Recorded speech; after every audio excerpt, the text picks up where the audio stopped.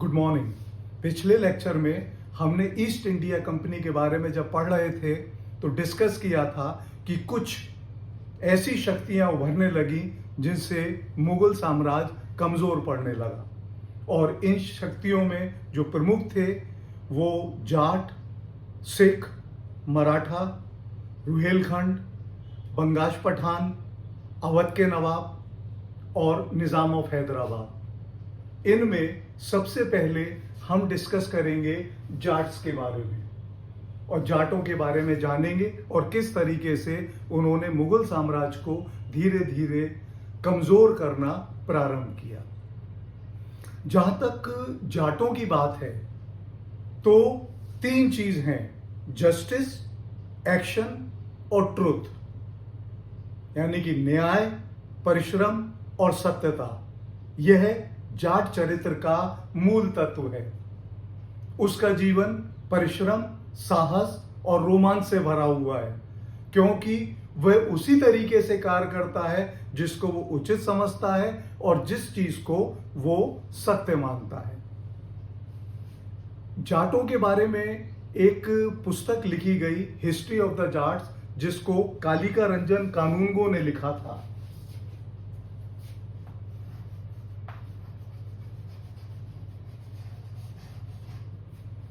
इसमें जाटों के बारे में कालिका रंजन कहते हैं कि जाट एक साहसी किसान और देश का गौरव है, जो जितनी तत्परता से हल चलाते हैं उतनी ही तत्परता से तलवार भी चला लेते हैं।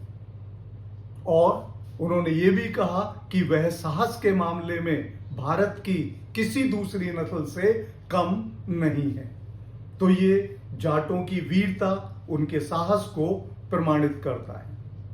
मूलतः जाट कृषक होते थे। अब इनकी कुछ विशेषताएं हैं जिनको आपको जानना बहुत आवश्यक है।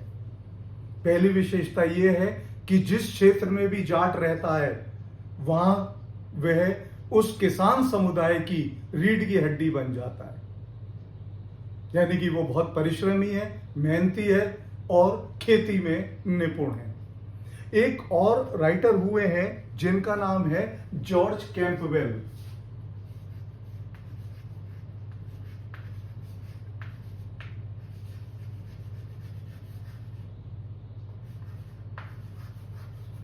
और इनकी पुस्तक का नाम है इथनोलॉजी ऑफ इंडिया।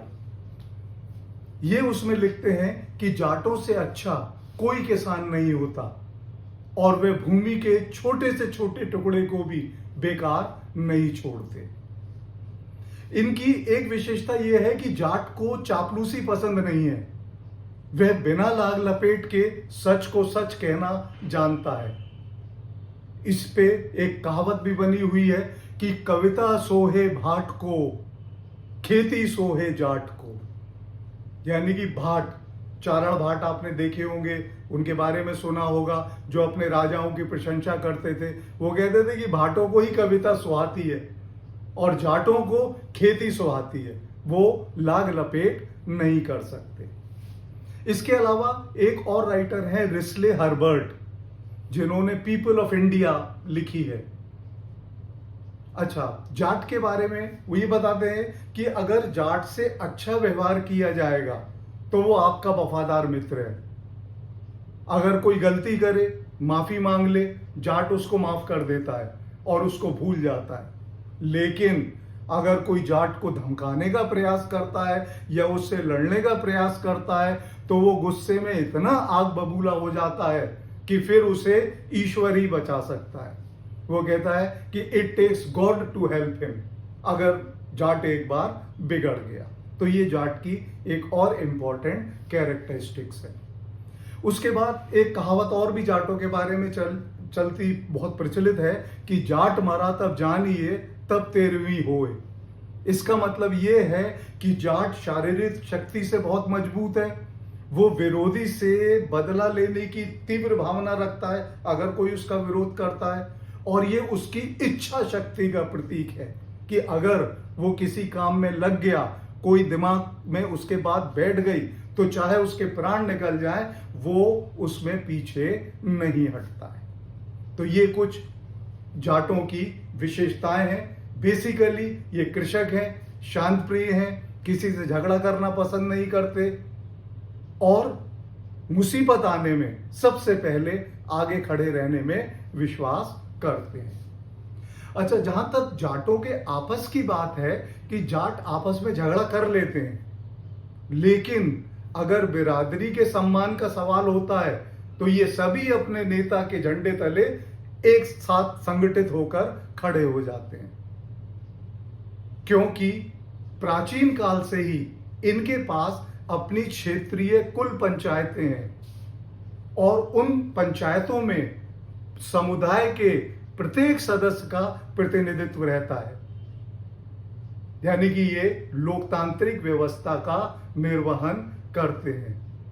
और ये लोकतांत्रिक तरीके से ही जो इनकी पंचायत होती है उसमें मुखिया को निर्वाचित करते हैं और उसके ये अधीन होते हैं।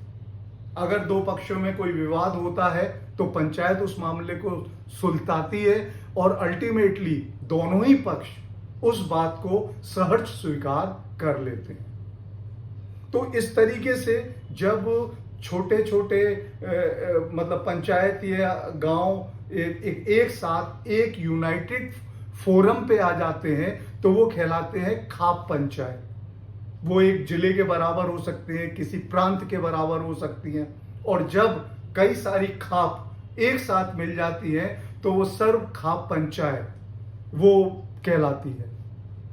इसकी शुरुआत जो है वो हर्षवर्धन के समय से मानी जाती है और सर्व खाप पंचायत की विशेषता ये है कि सैकड़ों साल से सल्तनत के अधीन रहने के बाद, मुगलों के अधीन रहने के बाद, अंग्रेजों के अधीन रहने के बाद भी हिंदू समाज को इन्होंने संरक्षित रखा।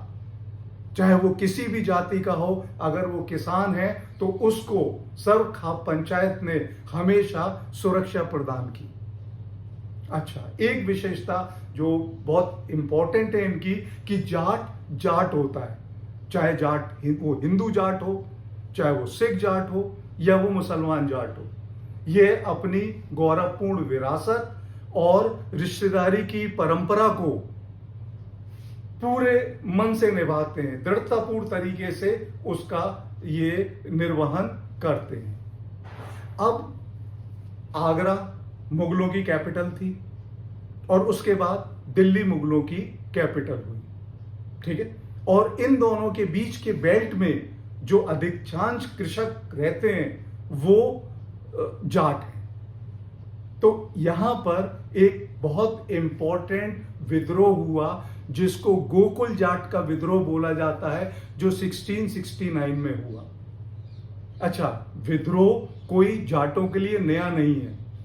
सबसे पहले जाटों का विवरण हम लोगों को एक पुस्तक है चचनामा, उसमें मिल जाता है। ब्राह्मण चच के द्वारा वो लिखी गई थी और इसमें उन्होंने बताया है उसकी, हालांकि उनको दबाने का प्रयास के बारे में बताया गया है, पर उनकी क्वालिटीज में ये बताया गया है कि वो बहुत शक्तिशाली और निडर और साहसी थे। इसके बाद ये महमूद गजनी भारत में आता था लूट करने, और ये लोग महमूद गजनी को लूटते थे और वो इतना परेशान हुआ कि उसने अपना 17वां अभियान जाटों के ही खिलाफ चलाया।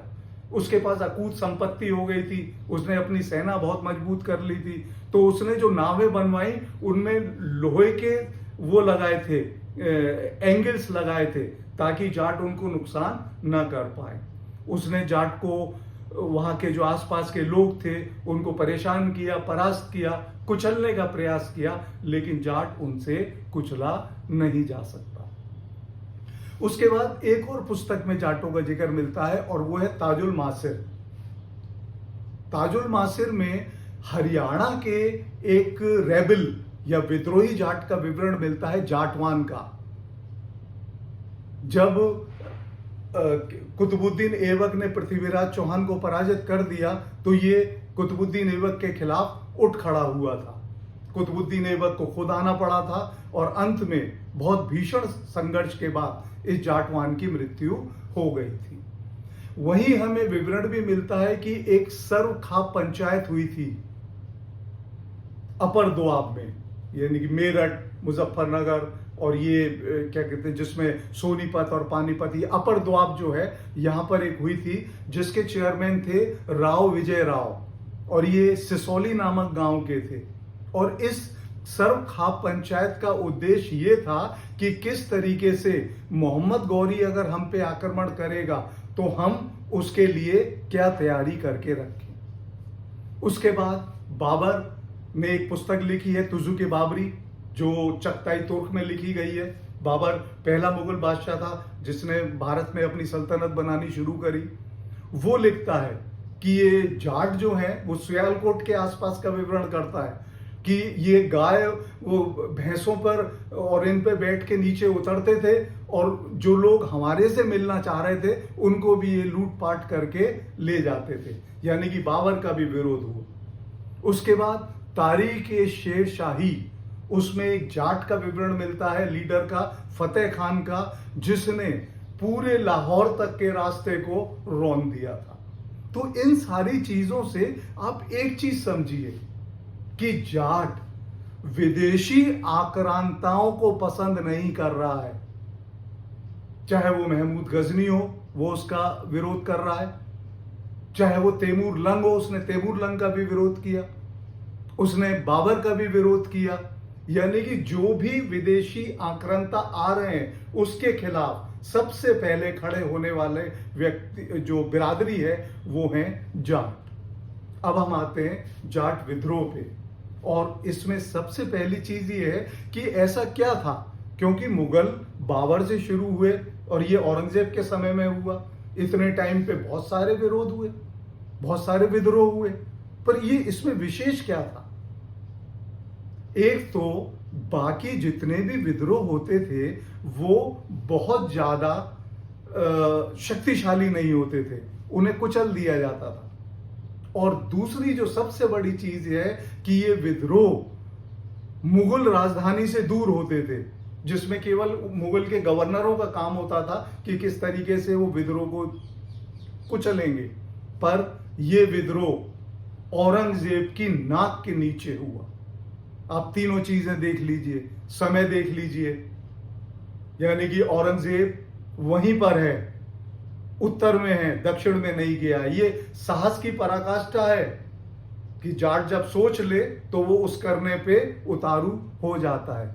दूसरा, आप विद्रोह की व्यापकता देख लीजिए, ये पूरे मथुरा रीजन से लेके और आगे तक फैला। और तीसरा स्थान देख लीजिए कि सीधी औरंगजेब से टक्कर लेने का इन्होंने प्रयास किया। अब सवाल ये आता है कि एक तरफ हम कह रहे हैं कि जाट बहुत शांत हैं, वो कृषक हैं, अपनी खेती करते हैं, अपने मामलों में मस्त रहते हैं, उनकी अपनी पंचायत है, तो ऐसा क्या हुआ कि वो अचानक विद्रोह के लिए इतना ज्यादा वो हो गए, लालायित हो गए, या उन्होंने विद्रोह कर ही दिया? तो इसके बहुत सारे कारण हैं। सबसे पहला इसका कारण है narrow political outlook of Aurangzeb. Aurangzeb का संकीर्णित राजनीतिक दृष्टिकोण, वो बड़े संकीर्ण स्वभाव का था। पहला, वो लोगों पे अविश्वास रखता था, और दूसरा, वो अनुदार था, उदार नहीं था। अब सारे लोगों पे इसका प्रभाव पड़ना चाहिए, लेकिन जाटों पर इन चीजों का प्रभाव ज्यादा पड़ने लगा। इसका कारण क्या है?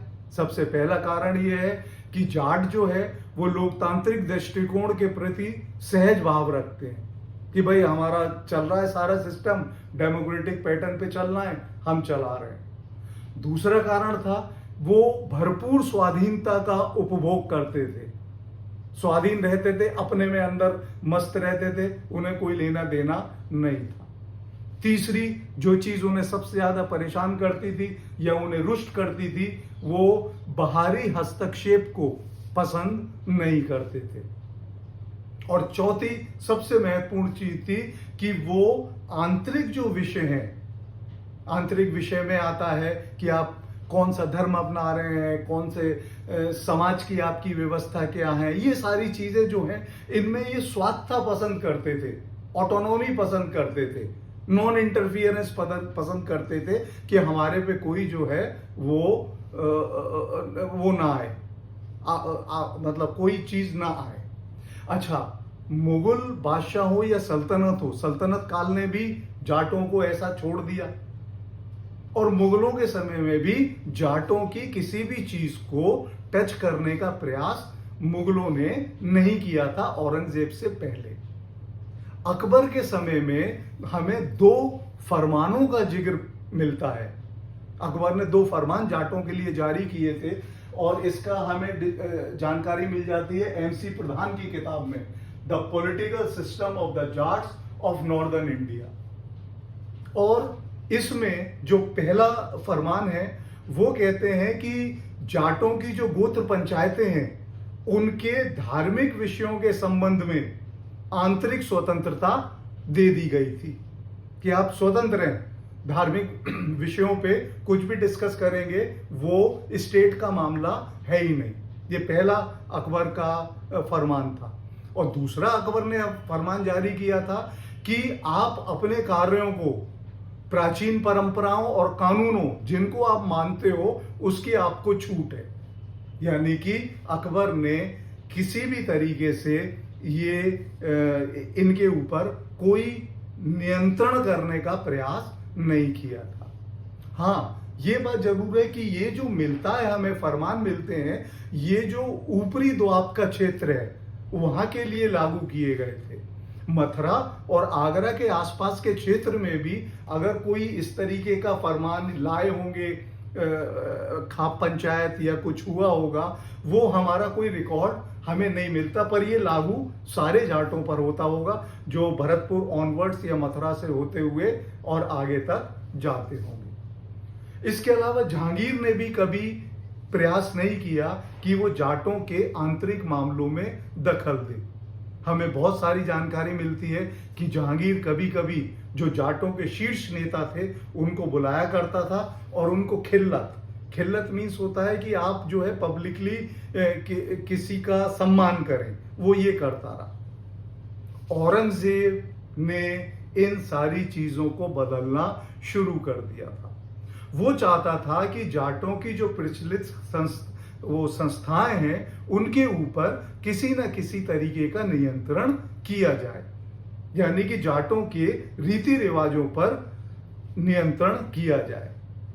अब बाकी तो कोई हम बिरादरी के बारे में सोच सकते हैं, लेकिन जाट घुटने टेकने वाले नहीं थे। उन्होंने धीरे धीरे असंतोष उनमें प्रारंभ हो गया। इसके बाद औरंगजेब ने जो धार्मिक नीति अपनाई उसका भी प्रभाव धीरे धीरे यहाँ के मथुरा और आसपास के जाटों पर पड़ने लगा। उसने सबसे पहले क्या किया, पिलग्रिमेज टैक्स जो तीर्थ यात्रा कर था वो लागू कर दिया, जो अकबर ने समाप्त कर दिया था कि आप किसी तीर्थ स्थल पे जाओगे तो नगर में प्रवेश के लिए आपको देना पड़ेगा कर, पूजा के लिए आपको कर देना पड़ेगा, ये उसने चालू किया। दूसरा, उसने होली और दीपावली के सार्वजनिक रूप से मनाने पर रोक लगा दी। इसके बाद हिंदू मेले, चलो उसने, हाँ, उसके बाद इन पे रोक लगाने के साथ 1668 में उसने हिंदू मेले भी प्रतिबंधित कर दिए कि कोई हिंदू मेला आयोजित नहीं किया जाएगा। फिर उसने कुछ डिस्क्रिमिनेटरी टैक्सेस लगाना शुरू किया। अलग से उसने एक कर लगाया जिसमें हिंदुओं को 5% देना पड़ता था और मुसलमानों को 2.5% देना पड़ता था। ये 1665 में उसने लगाया और 1667 में उसने मुस्लिमों पर से वो टैक्स माफ कर दिया। अच्छा, इसके अलावा वो लेओर करने लगा, वो लोगों को इस्लाम धर्म अपनाने के लिए तरह तरीके के प्रलोभन देने लगा। जैसे अगर आप इस्लाम धर्म अपनाएंगे तो आपको एक अच्छा ओहदा या पद दिया जाएगा।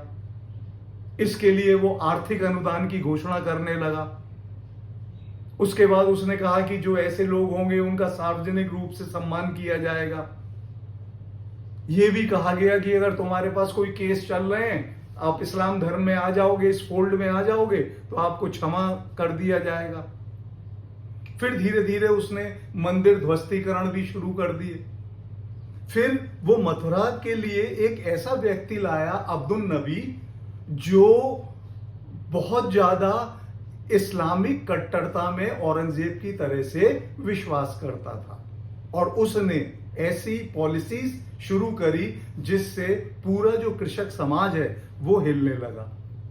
और इसमें केशवनाथ का जो रेलिंग था उसको भी उसने गिरा दिया। जहां तक जाटों का सवाल है, वो धर्म के मामले में दार्शनिक नहीं है और ना वो नैतिक उसमें जाते हैं। बहुत ज्यादा अगर कहें कि भाई ये इतना धर्म शास्त्र में वो पूजा भी करते थे, ठीक है, और वो अपने जो धार्मिक रीति रिवाज हैं जैसे मेले हैं वो हैं, इन सब से उन्हें ज्यादा कष्ट हुआ और धीरे धीरे असंतोष यहां पर पनपने लगा।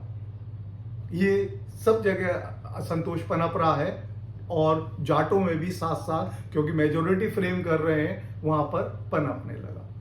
लेकिन एक बहुत इंपॉर्टेंट, एक तो पहला इंपॉर्टेंट बहुत है, रिलीजियस इंपॉर्टेंट है पर इतना फैक्टर नहीं है। एक जो तीसरी सबसे चीज इंपॉर्टेंट थी वो थी इकोनॉमिक फैक्टर, और वो थी राजस्व आवंटन प्रणाली, जिसको हम कहते हैं रेवेन्यू रीअसाइनमेंट सिस्टम। इसमें क्या होता था, सारी भूमि बादशाह की है, तो बादशाह किसी एक ऑफिसर को एक भूमि का टुकड़ा असाइन कर देता था, उसको दे देता था कि भाई इसकी जो मालगुजारी आएगी उससे आप अपनी सेना को, ये मनसबदारी सिस्टम है, जब हम वो करेंगे मुगल्स तब डिस्कस करेंगे, यानी कि वो सेना का रखरखाव रखेगा और बादशाह को बाकी बचा धन राजकोष में जमा कराएगा। और जो दी जाती थी फिर ये जो ग्रांट, ये कहलाती थी जागीर।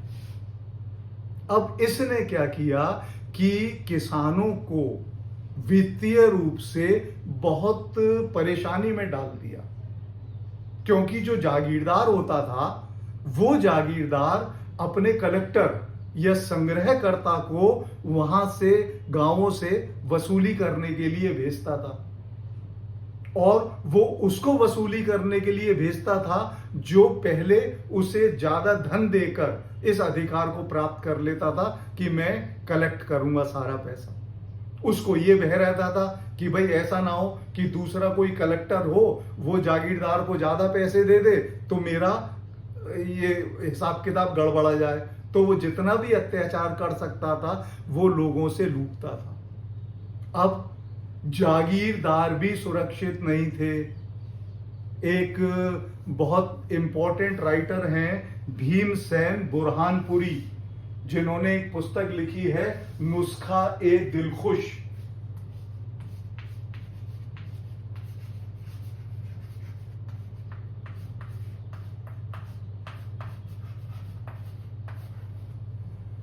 ये एक बुंदेला वो था अधिकारी और लेखक भी था। ये कहता है कि जागीरदारों को पता ही नहीं रहता था कि अगले साल वो आएंगे या नहीं आएंगे, यानी कि जागीरदारी बहुत तेजी के साथ, वो तो राजा की, वो बादशाह की प्रॉपर्टी है, आज उसने इस साल ये जागीरदार बनाया, दूसरे साल उसने दूसरे जागीरदार को बना दिया। पर किसान पिसता था। मालूम पड़ा कि एक जागीरदार गया और वो सारा कुछ लगान वसूल के ले गया, और जो दूसरा जागीरदार आया उसी वर्ष, उसने कहा भाई मुझे भी पूरा लगान दे। तो इससे स्थितियां धीरे धीरे गड़बड़ाने लगी और किसान परेशान रहने लगा, क्योंकि हर कोई अपने अपने तरीके से किसानों को ही लूटने में विश्वास रखने लगा। बहुत सारे लोग ऐसे थे जो अपना घर छोड़ के, अपने बच्चों को इनको लेके और अपने खेतों को छोड़कर भाग गए, क्योंकि उनके पास इतना पैसा ही नहीं होता था कि वो उस लगान को दें। उन पे अपने खाने के लिए भी पैसे नहीं होते थे, तो ये प्रॉब्लम थी। अब जो उसमें जो किसान पिस रहे थे उनमें जाट भी थे, पर जाट बाकी किसानों से थोड़े डिफरेंट थे। क्यों? क्योंकि इनमें साहस था, इनमें आत्मशक्ति थी, ठीक है, इनमें शौर्य था। बाकी जातियों में ये चीज कम हो रही थी, लेकिन ये भी निभ जाती। मेन चीज थी कि बाकी किसी में जातीय एकता नहीं थी और जाटों में जातीय एकता थी। अब जमींदार भी जाट होते थे, काश्तकार भी जाट होते थे, तो धीरे धीरे उस समय रहा होगा, क्योंकि प्रारंभ से ही एक ये चलता रहा कि जमींदार हमेशा शासन से लड़ते रहे, पर वो लड़ाई इस तरीके की नहीं होती थी। थोड़ी बहुत उनकी बात मान ली जाती थी, वो शांत हो जाते थे, पर वो अपने आप को जो किसान है उससे दूर रखते थे।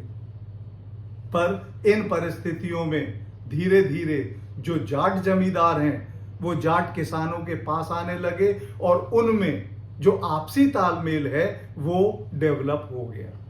तो ये भी एक बहुत बड़ा कारण है कि इकोनॉमिकली जो जागीरदारी सिस्टम से वहां का कृषक परेशान था, उसने आम जन के मन में ये भर दिया था कि भाई इस तरीके से काम नहीं चलेगा, तलवार उठानी ही पड़ेगी। उसके बाद एक इमीडिएट कॉज भी हुआ, और इमीडिएट कॉज है एक बहुत प्रसिद्ध संत हुए समर्थ गुरु रामदास। ये भी कहा जाता है कि ये छत्रपति शिवाजी के भी गुरु थे, और ये क्या कहते हैं मथुरा के क्षेत्र में आए। देखो, एक लिटरेचर होती है फ्लोटिंग लिटरेचर, जिसको हम लोग सखा भी बोलते हैं, तो वो सारी चीजें इस बारे में जानकारी देते हैं। तो जब समर्थ गुरु रामदास गोकुल जाट से मिले तो उन्होंने उससे कहा कि भाई, एक तो अत्याचार करना पाप है, लेकिन उससे भी बड़ा पाप है अत्याचार को सहना। तो उन्होंने गोकुल जाट के मन में और आसपास के लोगों के मन में मुगलों के जो अत्याचार थे उनके विरोध में धीरे धीरे भरना शुरू कर दिया। इसके एक जो सखा है वो फ्लोटिंग लिटरेचर आपको यहां मिल जाएगा, हिंदी पांडुलिपि, ये देवदत्त के द्वारा किया गया है, और उसमें उन्होंने लिखा है, गोकुल योद्धा ने पहला बीड़ा पाण का आण चलाया, गुरु ने हाथ धर के उसके सिर पर नू उसे समझाया। तो इस तरीके से कि गुरु की बात मानकर गोकुल जो जाट है उसने कहा कि मैं जो हिंदुओं को विनाश से बचाने के लिए विद्रोह करने के लिए तैयार हूं और मैं इसका बीड़ा उठाता हूं। तो गोकुल जाट ने अपने लोगों को संग्रहित करना शुरू किया, लेकिन यह ध्यान रखना कि इसमें सब लोग हैं, ये कंपोजिट रिवोल्ट है। मेजोरिटी यानी कि जो मुख्य हैं वो तो जाट हैं, लेकिन बाकी इसमें मेव, मीणा, अहीर, गुजर, नरुला, बाकी ऐसे किसान भी थे जिन्होंने कहा कि भाई इस ऐसी से जीने से फायदा ये है कि हम लोग इन मुगलों से लड़ें। जहां तक गोकुल जाट की बात है, उसका माना जाता है, जो रिकॉर्ड में मिलता है, कि उसका नाम था ओला और उसके फादर का नाम था रोरिया सिंह। पहले ये जो गोकुल है ये महावन में जाके सेटल हुआ और कुछ समय बाद इसने तिलपत की जमींदारी ले ली। यानी कि जिस समय ये विद्रोह हुआ है उस समय गोकुल जाट तिलपत का जमींदार है। जब ये सारी चीजें हो गई तो एक स्थान है सहोरा, जिसको कभी कभी सिहोरा भी बोलते हैं। तो वहां पर गोकुल जाट अपने जितने भी लोग थे, विद्रोही थे, उनके साथ एकत्रित हो गया। जब अब्दुल नबी को इस बात की सूचना मिली तो उसने आक्रमण किया, लड़ाई हुई। प्रारंभ में ऐसा लगा कि जाट पिछड़ जाएंगे, लेकिन उन्होंने आक्रमण जारी रखा और अब्दुल नबी को मार गिराया। यह घटना है 12 मई की। अब्दुल मई पर आक्रमण करके उसे मार दिया गया और उसके बाद जो गोकुल ने एक परगना है सादाबाद, जो मुगल परगना था, उसको लूटा। अब जब ये विद्रोह इतना बढ़ गया तो मुगलों के हाथ पैर फूल गए। औरंगजेब को जैसे ही ये पता पड़ा तो औरंगजेब भी वहां की तरफ चल दिया और सबसे पहले कूटनीति का सहारा लिया गया। गोकुल जाट को ये कहा गया कि भाई ठीक है, कोई बात नहीं, तुमने ये सब कर दिया, अब तुम जो माल तुमने लूटा है उसको तुम लौटा दो और हम तुम्हें क्षमा दे देंगे। पर ये लड़ाई उस चीज की थी नहीं, ये विद्रोह तो था कि आपने जो दृष्टिकोण अपना रखा है, आप जिस तरीके से हमारी स्वायत्ता पे प्रहार कर रहे हैं, जिस तरीके से आप हमारी आर्थिक कमर को कुचल रहे हैं, ये तो उसके खिलाफ था। लेकिन उन नीतियों की कोई बात नहीं करी। उन्होंने कहा कि ठीक है भाई, तुम माल हमें लौटा दो और हम तुम्हें छोड़ देंगे।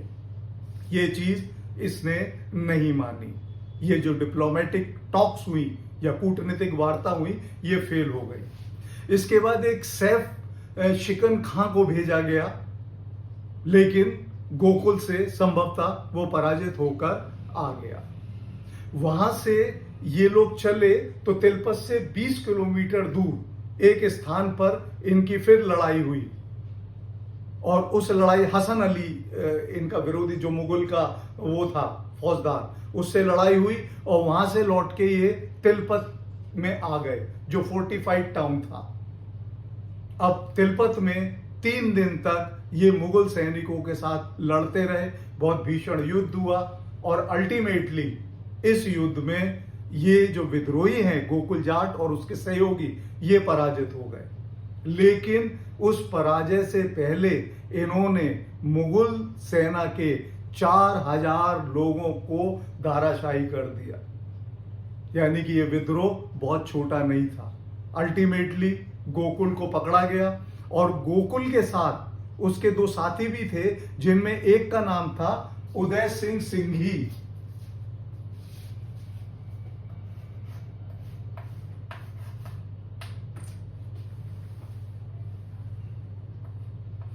उदय सिंह सिंघी और इस उदय सिंह सिंघी को सोनकी के नाम से भी जाना जाता था। और अल्टीमेटली सिंघी और गोकुल जाट को जो लीडर था, उनको आगरा में कोतवाली का जो चौराहा है वहां पर निर्ममता पूर्वक औरंगजेब द्वारा मार डाला गया था। और इस तरीके से ये, इसके बाद भी औरंगजेब का कहर जारी रहा। उसने मथुरा और उसके आसपास के जितने जाट ऐसे परिवार हैं जहां पर उसे लगा कि इन लोगों ने विद्रोह में भाग लिया है, क्रूर अत्याचार करना शुरू किया। लेकिन जैसे उस समय के लिए लगभग 10 साल के लिए जाट बहुत कमजोरी में रहे, लेकिन ना तो इन्होंने आत्मसमर्पण किया और ये केवल इस चिंतन में रहे कि ऐसा क्या था। देखो, 2 चीजें निकल के आई कि 20,000 लोग आपके पास हैं, लेकिन फिर भी मुगलों ने पराजित कर दिया। इसका कारण था उनके पास बेटर हथियार थे, इसके अलावा बेहतर रिसोर्सेज या संसाधन थे, और तीसरी चीज वो लड़ाई में पारंगत थे। पहला कारण ये समझ में आ गया। दूसरा, उन्होंने ये समझा कि भाई किस तरीके से जो तिलपत है वो केवल 3 दिन में ही धाराशायी हो गया, तो उनका डिफेंस या सुरक्षा कहीं ना कहीं कमजोर है। इन सारी मतलब जाट चुप नहीं बैठ रहा है, वो चिंतन कर रहा है और ये करना चाह रहा है कि भाई ये सारी चीजें जो हो चुकी हैं ये दोबारा से ना हो। हम एक इक्विपमेंट्स भी हमारे पास हों, हम युद्ध में भी पारंगत हों और हमारा डिफेंस भी अच्छा हो। इसके बाद आप देखते हैं कि जितने भी किले या गढ़ियां जाटों ने बनाए, वो सब ऐसे स्थान पर बनाए जिन पर आसानी से कब्जा करना आसान नहीं था। इसका मतलब यह है कि इन्होंने 1669 के विद्रोह से सबक सीखा। तो हम आज यहीं पर ही क्लास करते हैं। नेक्स्ट संडे को इससे हम आगे बढ़ेंगे कि किस तरीके से दोबारा से 10 साल के बाद जाटों ने अपना फिर जो अपना रूप है, अपना जो एक स्वभाव है, जो जिद्दी प्रकृति है, उसको दिखाना शुरू किया, क्योंकि वो मुगलों से इस विद्रोह में जो निर्ममताएं हुई थी उससे काफी नाराज हो गए। Thank you.